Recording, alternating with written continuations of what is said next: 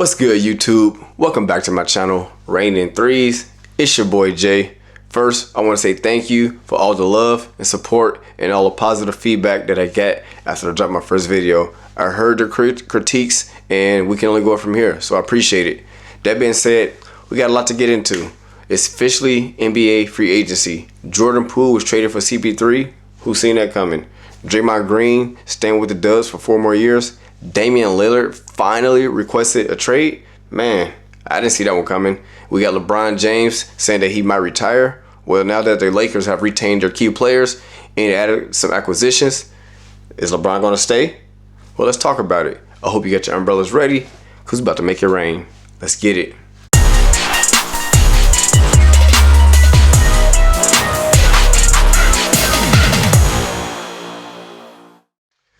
Yo, it is official, and I'm so excited. Jordan Poole has officially been traded to the Washington Wizards for Chris Paul. I've been hearing a lot of people complaining about the Warriors, saying it was a bad trade and that they should have gotten more and this and that, and we should have got more assets and things like that for Jordan Poole.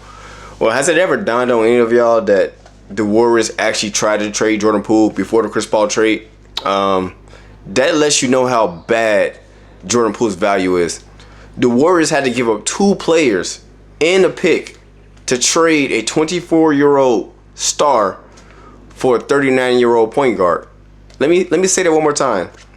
Jordan Poole is viewed so negatively around the league that he had to be packaged with Ryan Rollins, Patrick Baldwin Jr., and a pick in order to obtain Chris Paul, who is 39 years old.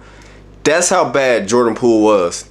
I get it a lot. Most people who are not a Warriors fan only watch the highlights. Granted, the Warriors, is the most popular team aside from the Lakers, right? Because LeBron and Steph Curry are the 2 most popular players, so they get a lot of nationally televised games. But a lot of casuals who aren't Warrior fans do not actually watch the games. They only watch the highlights. They see the fancy plays. But Jordan Poole was terrible this year. He was a turnover machine. Like, this dude, every time he would dribble the ball, I would cringe. Like, literally, every time he dribbles the ball, I cringe. So that being said, there are a lot of things and factors, as to probably why he played so terribly. The team chemistry was bad. The body languages were bad. But I personally think it started with the Draymond punch. Again, I said in my first video, I'm not saying that Jordan Poole didn't deserve it. But at the end of the day, it is what it is. Draymond knocked the sonic rings out that dude's head, right? Jordan Poole was bad this year. I've never seen a player, look like they had superstar potential, and then the next year they look like a bona fide scrub. Dude got the bag and just said, I forgot how to play basketball. I think that Draymond was the biggest reason of why Jordan Poole played so terribly. Again, I'm not saying Jordan Poole didn't deserve to get punched, but at the end of the day, it happened. And I think when Draymond punched him, he punched him so hard, he punched his powers out of him. Like, literally. It's like the movie Space Jam, when the Monstars touched the ball and took their powers. That's essentially what happened with Jordan Poole. Draymond punched him so hard that he lost his powers, and dude just forgot how to play basketball. I think a lot of people get caught up in the fancy dribbling, right? Because he's very fancy with it. But it's a lot of over dribbling, which caused a lot of turnovers, which again, it costs us a lot of games as well, right? He's essentially playing for the other team. He shot terribly this year. All his numbers dropped across the board. Let's see. So this year, Jordan Poole, he started 43 games, and in the games he started, he played a little bit better. But he averaged 30 minutes a game. He shot 42% from the field, right? He shot 33% from 3. He shot 87% from the free throw. He averaged about 2.7 rebounds, less than a steal a game. But here's the biggest thing. 3.1 turnovers a game. That is horrendous. 3.1 turnovers a game. That led to what? 267 turnovers for the season, which was the sixth most in the NBA. He didn't even play the most minutes or even close to it. Yet, he was 6th in the league in turnovers. That just shows you how inefficient he was. So he did all that on 20.4 points per game, and he had assist to turnover ratio of 1.6. Again, assist to turnover ratio of 1.6. He had 3.1 turnovers per game, which was 6th worst in the NBA without even playing the 6 most minutes. All right. He averaged 20.4 points per game, which is okay, but when you look at the percentages, it's not that great, right? For every 100 assists you have 62 to 63 turnovers. Again, for every 100 assists you have 62.5 turnovers. You can round that up to 63 if you want, right? That is terrible, especially being a point guard who handles the ball as much as he does, all right? So it came to the point to where, like I said, I would literally cringe every time he dribbles because I knew a stupid boneheaded play was going to happen. He was either going to turn it over or take some crazy dumb shot. Sure, he made some very spectacular plays, right? But the frequency in which he turned it over outweighed the great plays, which is why I cringe every time he had the ball, in spite of how spectacular he can be at times. Let's go over his stats from last year. So last year, from the field, he shot 44% from the field as opposed to 42% from the field. Last year, he shot 36.4% from three.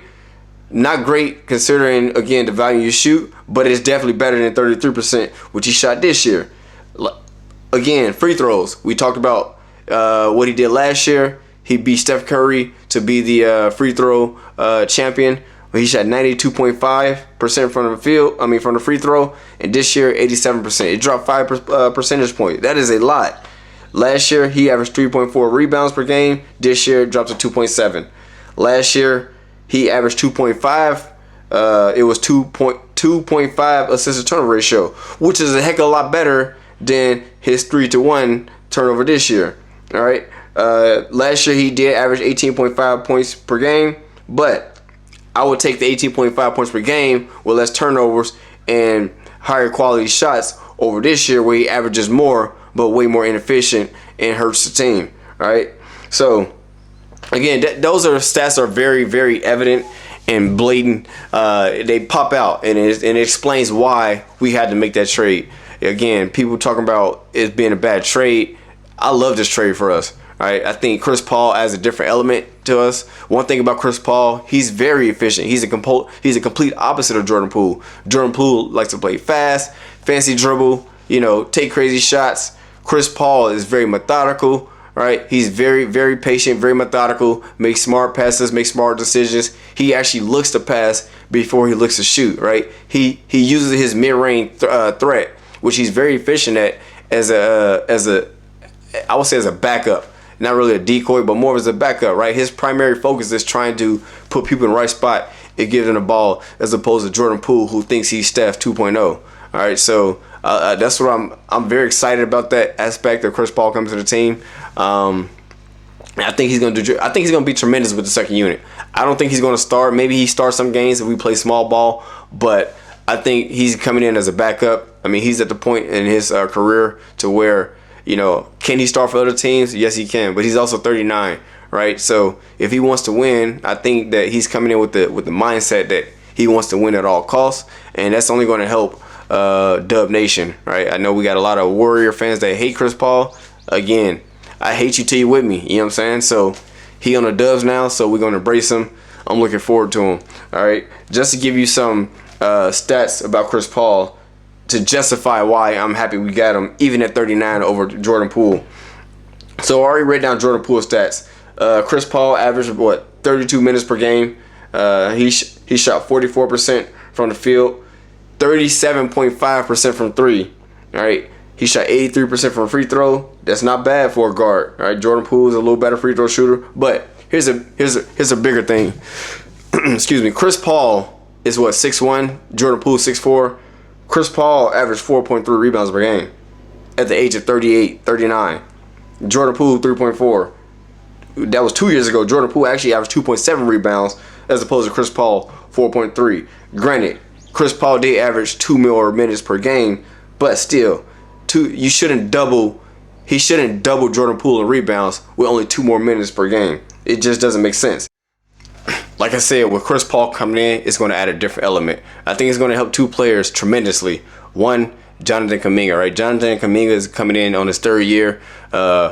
He for some reason still has not adapted to the Warriors' read and react kind of offense, right? He's more of a athlete, just want to get in the open floor, but unfortunately, that style only works when you get defensive stops, and we were terrible defensively. So he struggled a lot in half court. But with Chris Paul there, I think it's going to open the floor up for Kuminga, right? He's going to be able to use the athleticism and take advantage of the angles in the defense because Chris Paul is going to put the ball in the right spot. So one, I think Jonathan Kuminga is going to benefit tremendously. But secondly, Steph Curry, right? Steph Curry, we all know, in my opinion, he's the greatest point guard ever. But that being said, regardless of how you feel about him, Steph Curry is, the attention he draws and the way he gets guys open just by his presence. He can be at the half court line and dudes will be wide open just because there's so much focus on Steph Curry. With Chris Paul being here, it's going to help our non-Steph Curry minutes, right? Again, when Steph Curry got the floor, we'll throw Jordan Poole in there. Sometimes he going just like this crazy hot streak, but more times than not, he was just a turnover machine. We already know that. But with Chris Paul in there, right, I think he will be able to maintain and keep us afloat, right? He will be able to calm that second unit down, put them in the right spot so it can be more efficient. And again, not only will it help Steph Curry and Jonathan Kuminga, it's going to help Chris Paul because now Chris Paul does not have to carry the load. And because Chris Paul and Steph Curry are both two of the greatest point guards ever lived, right? Some people will say, easily Steph Curry is in the top two, right? Nobody's going to debate that. Is it Steph or Magic, regardless of who you have? Chris Paul, he's in the mix, right? Regardless of where you have him, he's definitely top 10. Some will say top 5. He's there. So now, although they're both older, they get to play off each other or they get to take turns. So when it comes to the postseason, they're both not worn down. So now, Chris Paul doesn't have to play 70 games.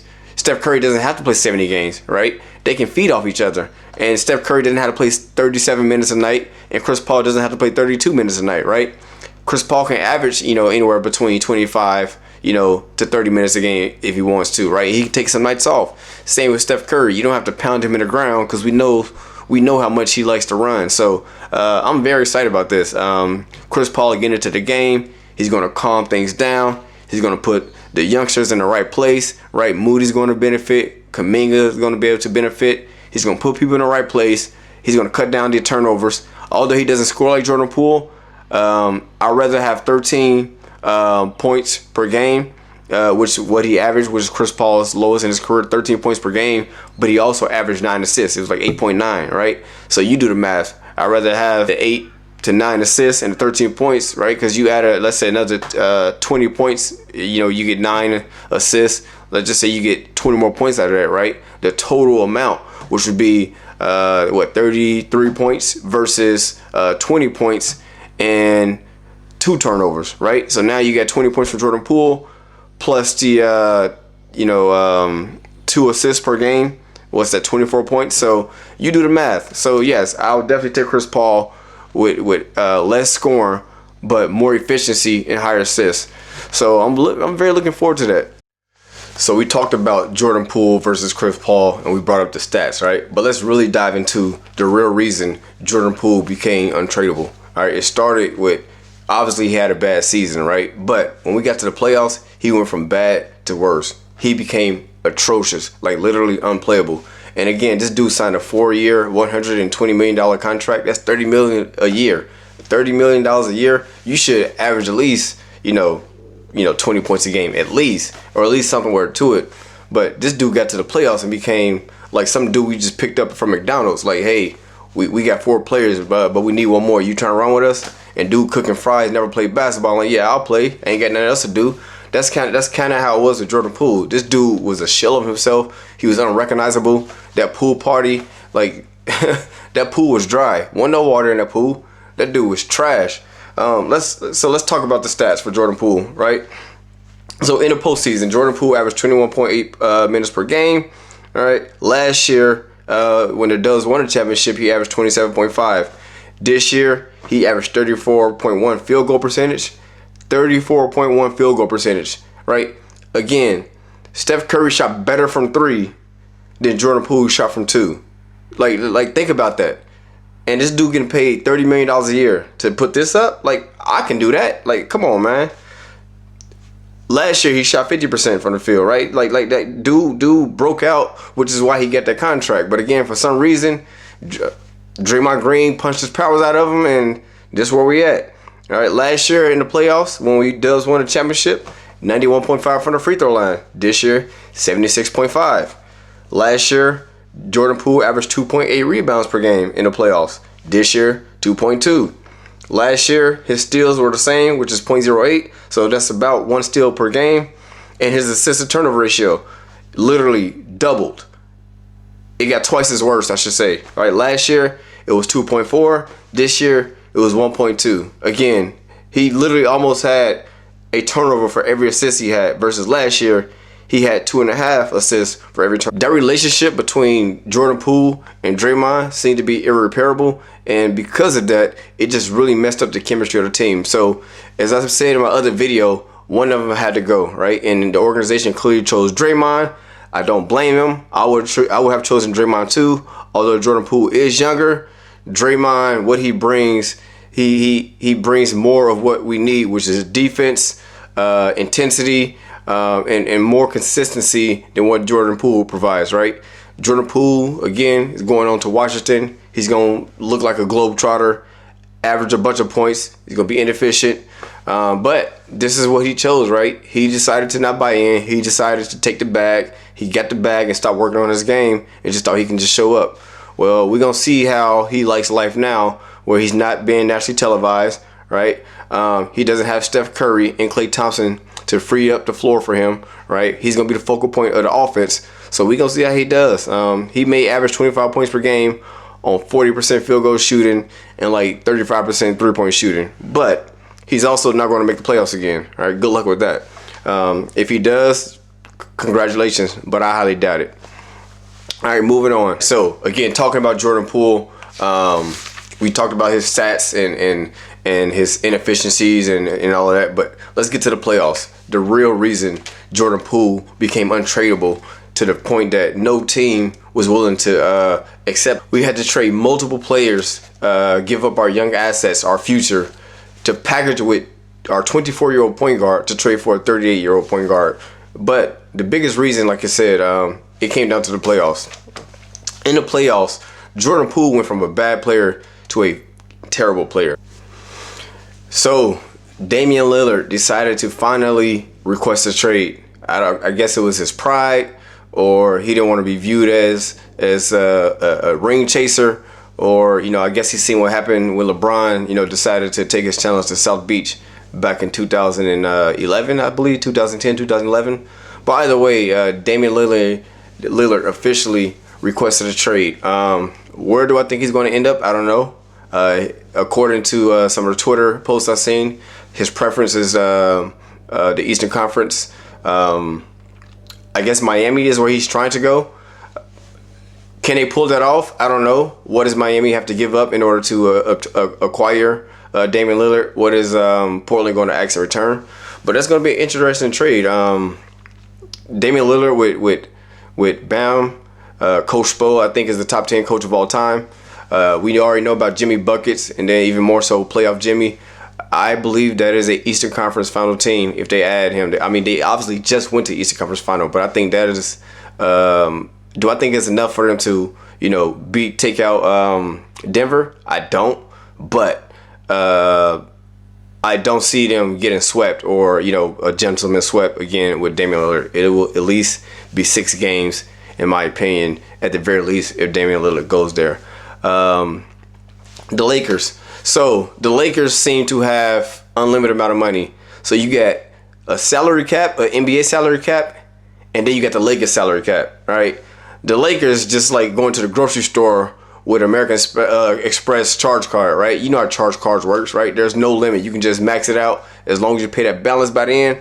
That's kind of like what it seems like with the Lakers. It's like, hey, we want you. Here's a lot of money. We want you. Here's a lot of money. We want you. You. Like, where are they getting all this money from? I don't understand it. Like, I'm lost. I thought there was a salary cap, but I guess Lakers are different because they seem to have money to sign everybody. Do I think they did enough to keep LeBron?